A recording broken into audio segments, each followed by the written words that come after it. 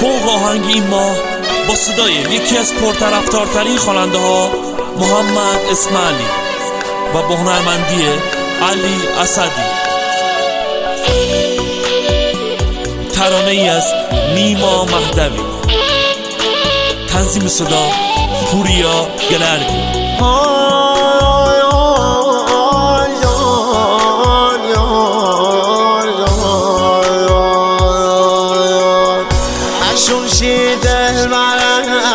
من خوب دیمم بی وفا دلم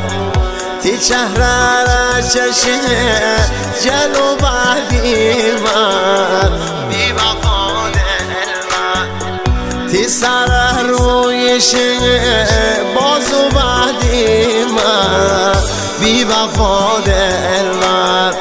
شی قلبی خسرم کمو بعدی من بی وفا دلم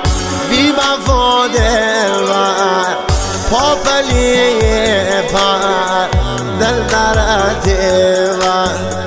بی وفا دلم پاپلی پر دل درتی من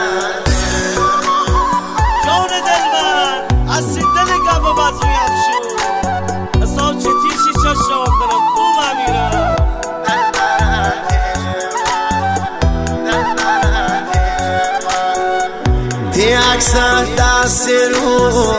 کم حکاکی بی وفا دلم تمومی ملت من دار معاسی بی وفا دلم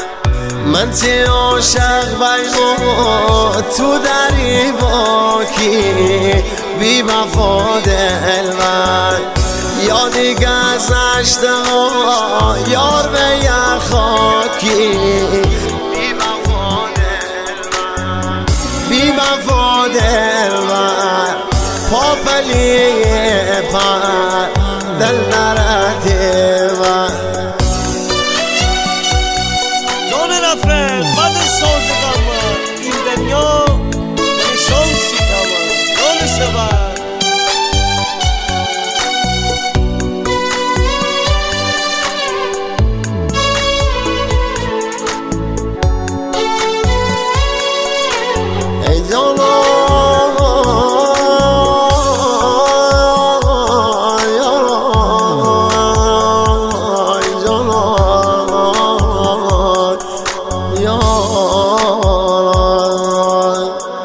من از جوونی بی قصد دارم بی وفا دلم خدا دم دلی شکست دارم بی وفا دلم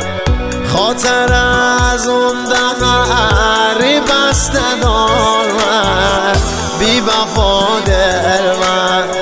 چشم بر من صدای خسته دارم بی وفا دلم بی وفا دلم پاپلی پر دل درتی